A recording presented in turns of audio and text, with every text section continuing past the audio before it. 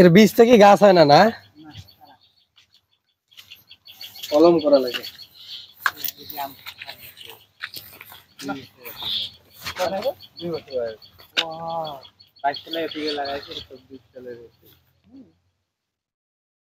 মানে এখন এক অল্প শট ধরছে, এগুলো ফল শেষ, এই আবার এখানে কাটবে, এখানে কাটবে, হ্যাঁ এখানে কাটবে, পরে আবার ধরবে, পরে আবার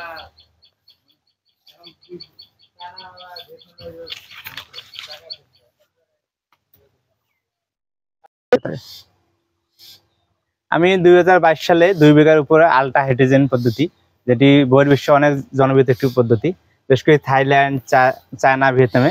আমাদের দেশে এই পদ্ধতি অনেকে চাষাবাদ করতেছে, আমিও শুরু করি প্রাথমিকভাবে। তবে মোটামুটি এই পদ্ধতি অনেক একটি জনপ্রিয় হবে আমাদের দেশে, কারণ অল্প জায়গায় কি পরিমাণ অধিক হারে ফলন উৎপাদন করা যায়, তার মধ্যে এই পদ্ধতি একটি। আমার এই গাছগুলোর বয়স 2 বছর, যে পরিমাণ ফলন আসছে মনে করি আশা করি 5-7 বছর এইভাবে আমরা যে আলট্রা হাইড্রোজেন পদ্ধতিতে ফল নিতে পারি। গাছ প্রতি 5-7 মন করে ফল না কোনো ব্যাপার না আমার দেখায় বা আমার এই ছোট পরিদর্শনে। তবে আমি মনে করি এখনই আমার 2 বছরের কাছে 1 মনের উপরে আম রয়েছে প্রতিটি গাছে।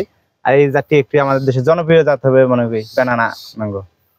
শুরুতে কতটা গাছ দিয়ে শুরু করেছিলেন? আমি এখানে 2 বিঘায় 1000 গাছ রোপণ করি আলট্রা হাইড্রোজেন সিটিতে, যেখানে আমরা স্বাভাবিক পদ্ধতি করলে 2 বিঘা আমরা 200 গাছ থেকে 300 গাছ রোপণ করতে পারতাম। প্রান্তিক কৃষকরা কি এই আবহাওয়ার মানে উত্তরবঙ্গের আবহাওয়ায় এই আম চাষ করতে পারবে? হ্যাঁ, এটা যেহেতু থাইল্যান্ডের একটা জনপ্রিয় বাণিজ্যিক জাত, ওই হিসেবে আমাদের দেশেও কিন্তু এটা দিন দিন প্রসার বৃদ্ধি পাচ্ছে এবং আমাদের দেশে একটি আবহাওয়ার জন্য পারফেক্ট জাত মনে করি বাণিজ্যিক হিসেবে।